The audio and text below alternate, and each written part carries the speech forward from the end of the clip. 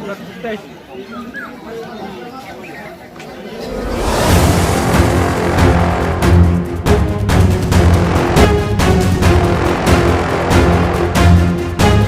শব্দটা কানে এলেই গা ছমছম অনুভূতি গ্রাস করে মানুষকে। দিন অথবা রাত ভূতের কথায় আতঙ্কিত বা ভয় পায় না এমন মানুষ হয়তো খুব কমই আছে। আর আপনি যদি শোনেন যে ভূতের মেলা হচ্ছে, তাহলে এই সব প্রশ্নের উত্তর পেতে গেলে আপনাকে আসতে হবে ফুলিয়া তালতলা ভূতের মেলায়। প্রায় 150 বছরের প্রাচীন এই ভূতের মেলা দেখতে প্রতি বছর হাজার হাজার মানুষ ভিড় জমান নদিয়া জেলার শান্তিপুর থানার ফুলিয়া তালতলায়। সূত্রের খবর, চৈত্র মাসের 1 তারিখ থেকে গাজন সন্ন্যাসীদের ব্রত করা মানুষজন 1 মাস নিরামিষ আহার করেন। আর পয়লা বৈশাখের দিন সকালবেলায় এলাকার স্থানীয় মানুষ নিজেরাই মাটি দিয়ে মূর্তি তৈরি করেন। এরপরই শুরু হয় বিভিন্ন রীতিনীতি মেনে পুজো অর্চনা। আর সেই পুজোকে কেন্দ্র করে গ্রামীণ মেলা বসে, যা ওই এলাকায় ভূতের মেলা নামে প্রসিদ্ধ। আর এই মেলা দেখতে সকাল থেকেই বহু দূর দূরান্ত থেকে হাজার হাজার মানুষ ভিড় জমান এই মেলায়। কি এই মেলার ইতিহাস? আসুন শুনি মেলার উদ্যোক্তা ও সন্ন্যাসীদের মুখ থেকে। ব্যুরো রিপোর্ট, দি নিউজ 24।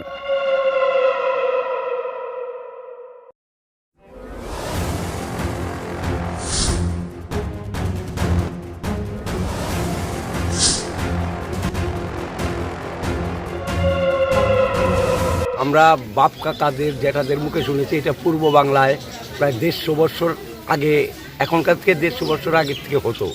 পুজোটা শুরু হলে আমাদের গ্রামের সবাই সব জাতপাত ভুলে গিয়ে আমরা সব একাত্র মিশে সব খুব আনন্দের সাথে আমরা এই পুজোটা করি। আমার নাম মধুসূদন বসা। এই বৈশিষ্ট্যটা হচ্ছে পূর্ব বাংলা। এবারে আমরা এই দেশেও জন্ম, আমাদের এই দেশের থেকে আমরা যুক্ত, যে আমরা যেটুকু বড় হয়েছি এইভাবেই দেখে আসছি, এইভাবেই চলছে।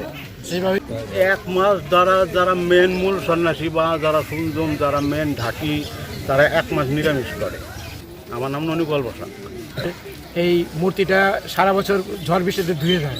সংক্রান্তির দিন আমরা মাটি দিয়ে আবার ফিনিশিং করি, আর পয়লা বৈশাখে আমরা রং চং করে আবার এই করি। আর এই চৈত্র মাস পড়তে পড়তেই সব সন্ন্যাসী নিরামিষ খেতে থাকে।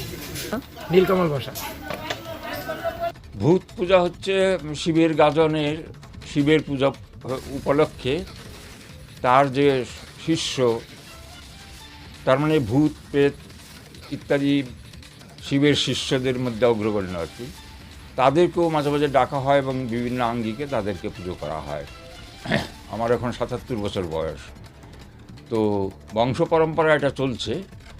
তারপরে ওই দেশ থেকে এরা যখন এই বঙ্গে চলে আসে, এই 70-71 সাল নাগাদ, তখন সব কিছু নিয়েই এরা চলে আসে।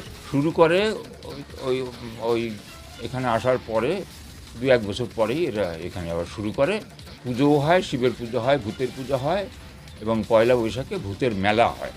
ওই মেলার মধ্যেই ওই কবন্দ একটা মূর্তি তৈরি করা হয়, যে মূর্তিটা হচ্ছে বেশ পাহাড় প্রমাণ মাটি দিয়ে তৈরি করা হয়। তার আলাদাভাবে মাথা থাকে না, বুকের মধ্যেই তার চোখ, মুখ, নাক, জিহ্বা, দাঁত সবই বুকের মধ্যে, সেই জন্য একে কবন্দ বলা হয়।